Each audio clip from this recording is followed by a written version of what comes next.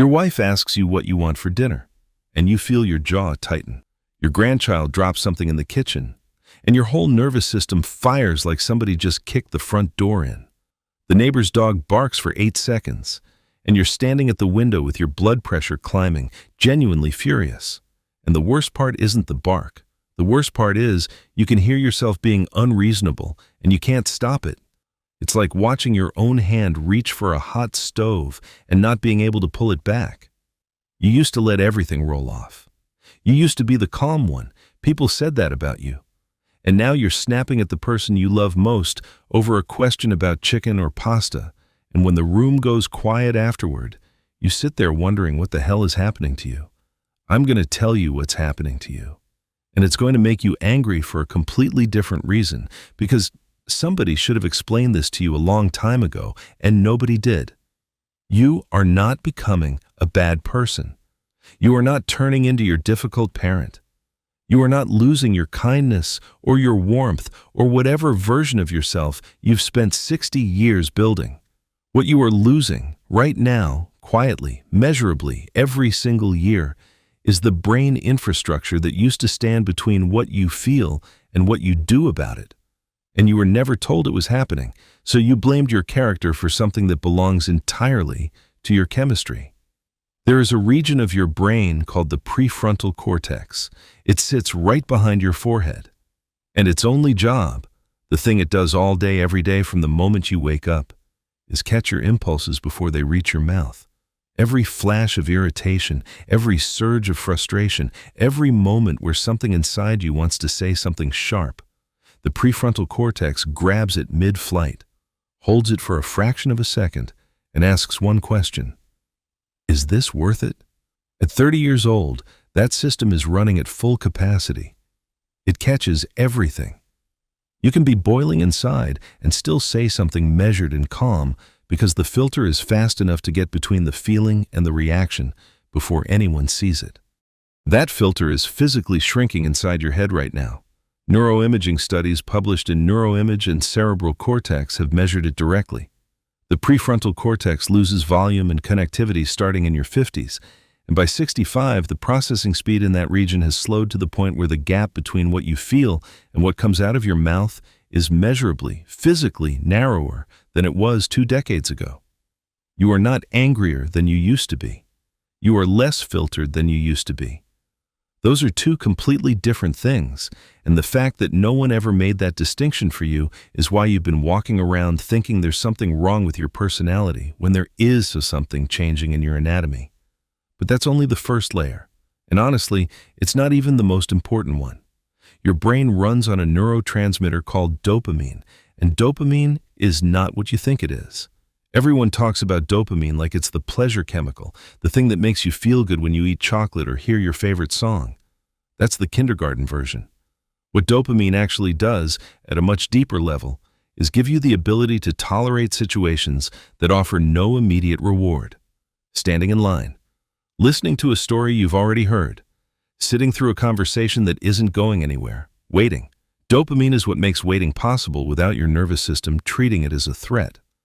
A landmark study from University College London confirmed that dopamine production declines approximately 10% per decade, starting in your 20s.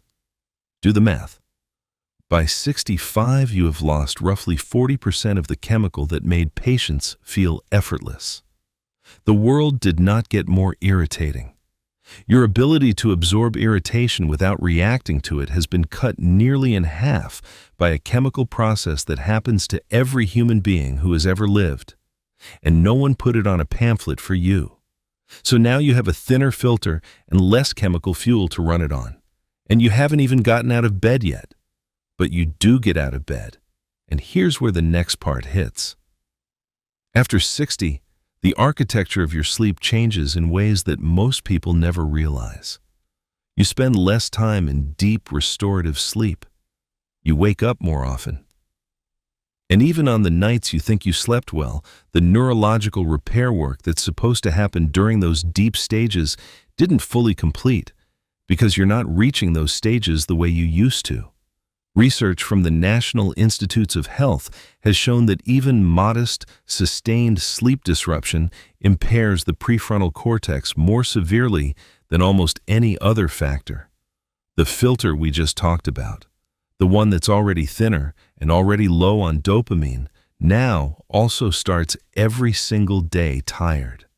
Before your feet hit the floor, before anything has happened, before anyone has said anything to you, your emotional regulation system is already running behind. You're starting every day in a deficit, and the day doesn't care. The day is going to come at you the same way it always does. And here's the part that should genuinely unsettle you, because this is the piece that makes the whole thing click. Your brain has a ranking system.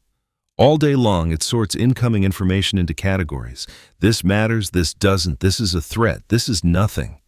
That ranking system requires energy, and it requires precision, and it requires exactly the neurological resources that are now running low. So what happens when the system doesn't have enough fuel to sort accurately? Everything starts arriving at the same priority level. The cabinet door someone left open gets processed with the same neurological urgency as a genuine problem. The telemarketer calling during dinner triggers the same internal alarm as something that actually threatens your safety. Your brain is not malfunctioning. Your brain is doing the best it can with a resource budget that no longer covers the demand. And when the budget runs out, the sorting stops and everything feels equally urgent. And that is the moment you snap at someone you love over something that doesn't matter. And 5 minutes later, you're sitting in the other room wondering why you did that. And the answer is, your brain literally could not tell the difference between a minor annoyance and a real problem in that moment, because it didn't have the resources to make the distinction. That's not cruelty. That's not a short temper. That is a system running on fumes trying to protect you from what it thinks is a threat, because it can no longer tell what is and what isn't. Now here's where I need you to pay very close attention, because this is the part that changes everything. Stanford psychologist Laura Carstensen spent decades studying what actually happens to emotions as people age, and what she found contradicts almost everything the culture tells you about getting older. Her research, published as socio-emotional selectivity theory, demonstrated that older adults don't become less emotional. They become more selective about what they spend their emotional energy on. Your brain, right now, at 60 or 65 or 70, is doing something it has never done before in your entire life. It is ruthlessly cutting away everything it considers a waste of your time. Conversations that go nowhere, people who drain you, obligations that don't mean anything to you anymore. Your brain is rejecting all of it, not because you've become difficult, but because your brain has done the math on how much time you have left, and it has decided, without asking your permission, that nothing unimportant is getting through the door anymore. That flash of irritation you feel when someone wastes your time, that's not dysfunction. That is your brain enforcing a boundary that your younger self was too polite and too chemically padded to enforce. You had enough dopamine at 35 to sit through anything. You had enough prefrontal bandwidth to smile at someone you wanted to walk away from. You don't have that padding anymore. And what's left underneath it, the thing that was always there but hidden under layers of tolerance and agreeableness and social performance, is a person who knows exactly what matters to them and has no remaining neurological interest in pretending otherwise. That is not decline. That is clarity in its most unfiltered form. But here's the part you have to own, because this isn't a free pass. Understanding the biology doesn't mean the people around you aren't getting hurt. Your wife doesn't know your prefrontal cortex is thinner. Your grandchild doesn't know your dopamine is down 40%. They just know that the person they love snapped at them, and it stung, and they're not sure what they did wrong. The biology explains the mechanism. It does not excuse the impact, and the single most powerful thing you can do with this information is say it out loud to the people who live with you. Not as an apology, not as an excuse, but as an explanation. Tell them what's happening. Tell them it's not about them. Tell them your brain is sorting the world differently now, and sometimes it gets the sorting wrong. And when it does, it's not because you don't love them. It's because your system misfired, and you're working on catching it faster. Because here's what the research also shows, and this is the part that should give you real hope.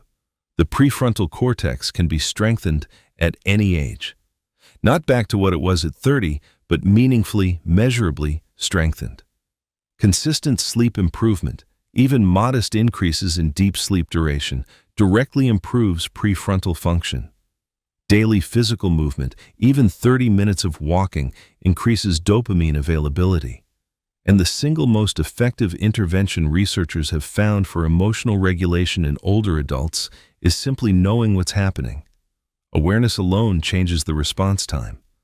When you understand that the flash of irritation is a neurochemical event and not a verdict on who you are, the flash still comes, but you catch it a half-second sooner, and that half-second is the entire difference between snapping at someone and taking a breath instead. You are not becoming someone else. You are becoming someone who can no longer pretend that the small stuff doesn't bother you, because the chemical mask that used to hide it has worn thin enough for the truth to come through. And the truth is, you have always been someone who wanted your time to matter, who wanted the people around you to show up with intention, who wanted the world to stop wasting the hours you have left on noise that means nothing. You just couldn't feel it this clearly before. You're not more irritable. You're more honest. Your brain just forgot to warn you that honesty without a filter can sound a lot like anger to the people who don't understand what's behind it. Now they will. Send them this.